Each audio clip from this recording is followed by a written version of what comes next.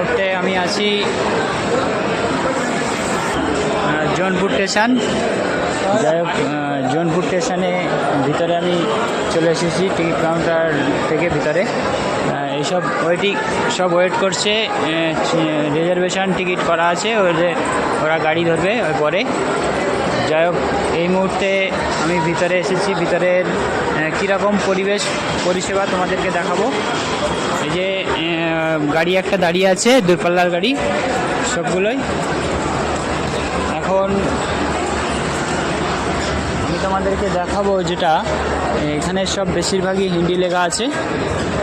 এখানে বাংলা চলছে না, কারণ এটা বিহারের ভিতরে চলছে গাড়ি। তোমাদেরকে দেখাই যে হিন্দিতে লেখা আছে জৌনপুর স্টেশন। আর এখানে কীরকম পরিবেশ তোমাদেরকে দেখাই।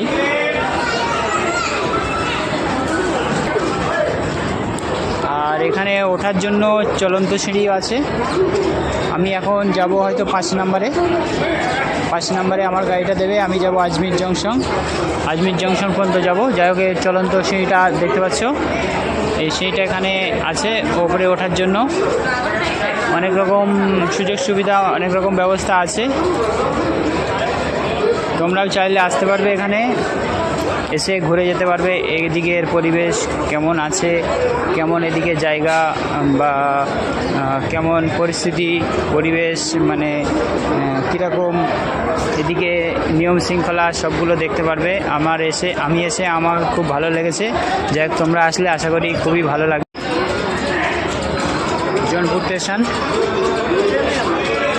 পরিবেশটা, মানে প্ল্যাটফর্মের যে উপরের যে দৃশ্যটা, সেটা 1 নম্বর থেকে দেখা যাচ্ছে। 4 নম্বর 5 নম্বর যাব।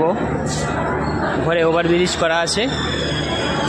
খুব সুন্দর একটা পরিবেশ, খুব সুন্দর একটা জায়গা, বুঝতে পারছো। পরিষ্কার পরিচ্ছন্ন। এটা হচ্ছে জৌনপুর স্টেশন। এখানে লিফটের ব্যবস্থা আছে। আর এটা চলন্ত সিঁড়ি চলছে। এদিকে লিফটের ব্যবস্থাও আছে। যাই হোক, আমি যাব এখন 5 নম্বরে। তোমাদেরকে দেখাই, বোর্ডে লেখা আছে উপরে 5 নম্বর, 4 নম্বর, 5 নম্বর। আরও দেখাই তোমাদেরকে যে বোর্ডে